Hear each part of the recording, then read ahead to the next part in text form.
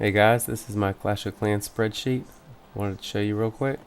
Got 4 tabs down at the bottom, and we'll take a look at each one of them real quick, starting here with the update list.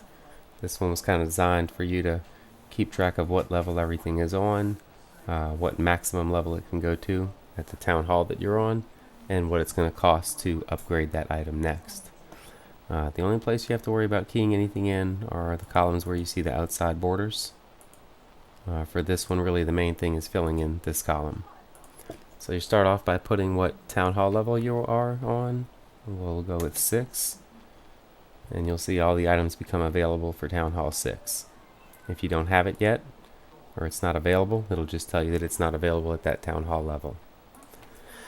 Okay, so to let it know what you have and what level it's on, every item has its own line or row, so you'll just put in the level that your stuff is on, and I'll try to do that here kind of quick.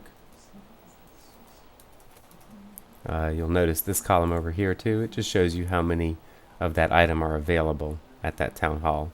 So you've got 6 elixir collectors without having to look at them and count them.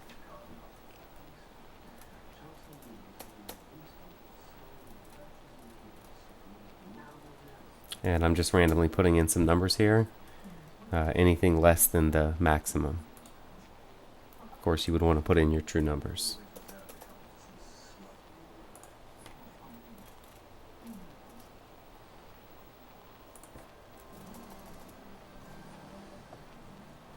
You'll see things are broken into different categories like defensive units, traps, and so on.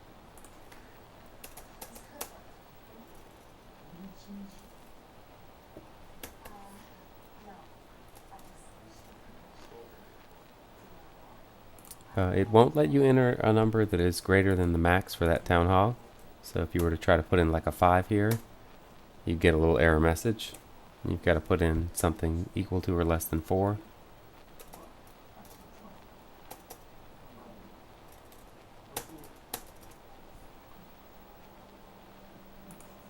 Okay, your army section, starting with your army camps. Barracks. One thing worth noting, when you enter your barracks level, it will show the troops available for that barracks right down here. It looks at the highest number for all of your barracks available, so as soon as I enter a 7, you'll see the wizards become available down here. When I enter an 8, I get the healer. Okay, and then as far as what the max level is for those items, it looks not only at the town hall, but also your laboratory level. So you'll see when this laboratory level gets updated, these will increase. And the spell factory level will determine what spells you have down here. We'll go with the 2. That'll get us the lightning spell and the healing spell. And let's put what level our troops are on here.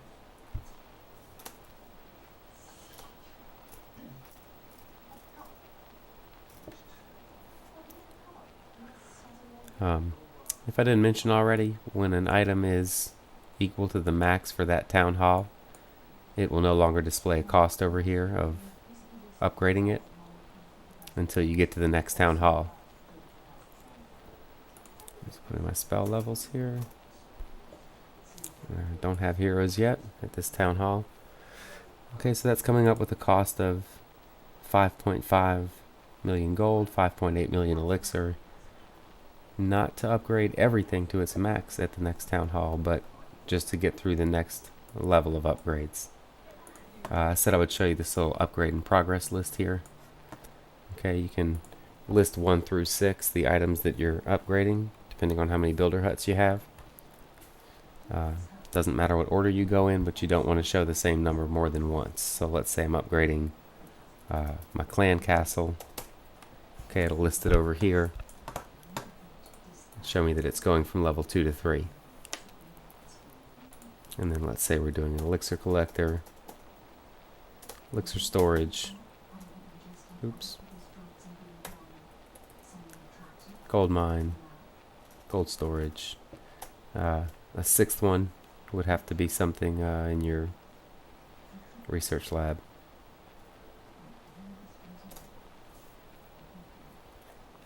Okay, so then you get a nice list of everything that's being upgraded, what level it's going from and to. I find it's useful because you're playing, you have 4 or 5 upgrades going, and you leave the game and come back a while later and you only have 2 going. This way you can go and see which 3 items finished, so you know what to upgrade or what to change here in your levels. Like for example, if this finished, I would delete the 2 and I would change the current level from an 8 to a 9. You would see the cost update. Again, the totals at the bottom don't take into account yet the walls because they're over here on a separate page.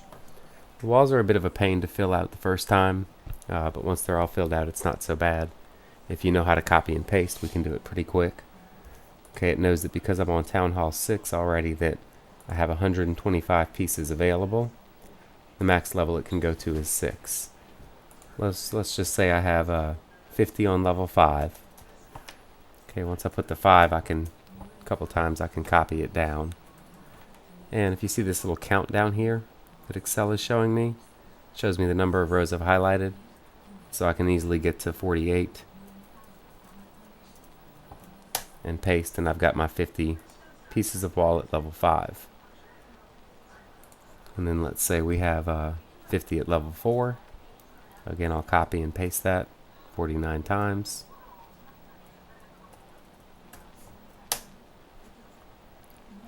And let's say my other 25 pieces are already fully upgraded to level 6.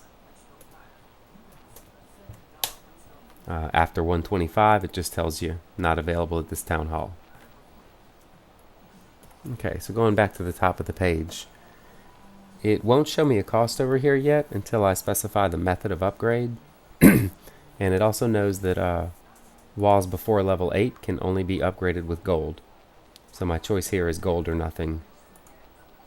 Okay, so I'm going to put gold a couple times and again copy and paste it all the way down, at least through those level 4 walls right there. Paste. And there's no point in specifying a method here on the ones that are upgraded, because since they're already maxed out for their town hall, it's not going to display a cost. Okay. Just for fun, or just to show you, if I go back to the update list, and let's say I had a town hall of level 9, that would mean that over here on the wall page, I could have walls on level 8. And you'll see once the walls are level 8, you can choose your method of upgrade between gold and elixir. If you pick elixir, it'll drive the cost over to the elixir column, moving it to the right total. We need to undo that. Go back to Town Hall 6 where we were. Okay, so now on the update list with all the walls filled out, I have the original cost that we looked at before, plus another 5.25 million in walls. Same thing on the walls, it's only showing the cost of the next upgrade. For example, these level 4 walls, they're going to cost 30,000 just to get to level 5, and then I'm going to have to spend some more to get them to level 6. Okay, the raid planning worksheet. It's already pulling the level of all your troops that you have from the update list that you filled out in the beginning, so there's no need to keep up with it in 2 separate places. What this page does is it allows you to plan a little army for raids, see how much it's going to cost to build and use that army. In my case, I can hold 200, so I'm going to go ahead and fill this out. Let's just say I'm going to have 50 of these, 50 archers, 15 goblins, 5 giants, gets me up to 140, 4 wall breakers, that gets me up to 148, and 5 wizards, I'm at 168. We'll go with 1 more of each of these, and now I'm up to 170 right there. You'll notice as I'm typing in the quantity, it's showing me the cost over here, depending on what level the troop is on. You can also enter your lightning, or your spells, I'm sorry. Say I'm going to bring 2 lightnings and 1 healing, showing me the cost for those items over here. And I have 30 space left over, so I don't have any dark elixir troops here. Why don't we go ahead and just upgrade these, increase these, We can bring one healer. A few more of these.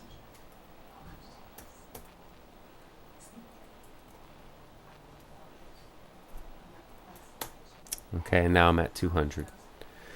And you can see the total cost of my troops is 28,450.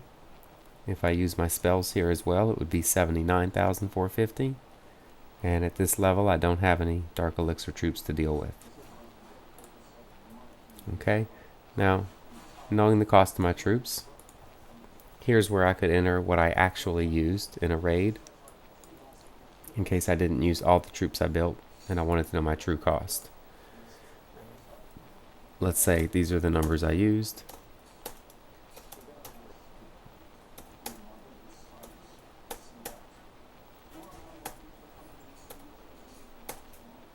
Okay, so the cost of what I actually used was 23,300. And let's say I used one of each spell. And so the total cost of my raid with the troops and the spells was 56,300. That number will come into play over here on the raid analysis worksheet. What this page does is it allows you to track, if you want, the historical information of your raids.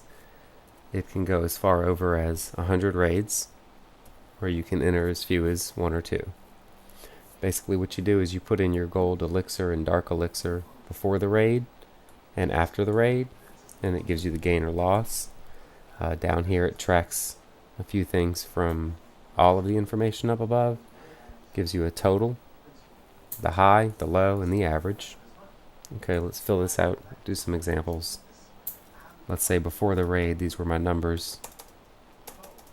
500,000 gold, 500,000 elixir, I'm very creative. And then after the raid, okay, what was the cost of my troops? I've got to get that number from over here, unless I know it. 56,300.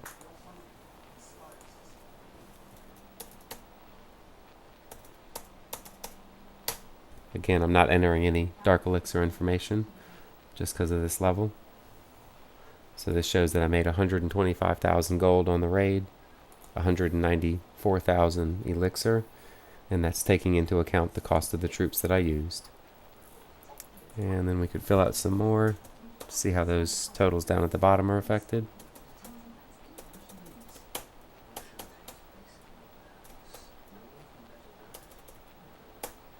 I'll just keep using the same cost.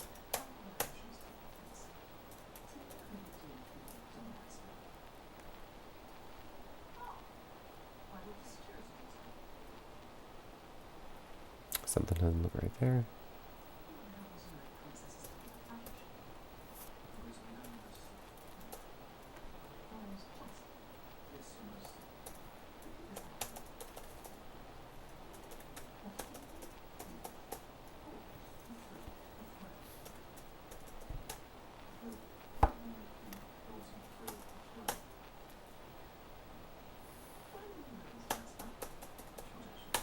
Okay, it'll also show if you had a loss.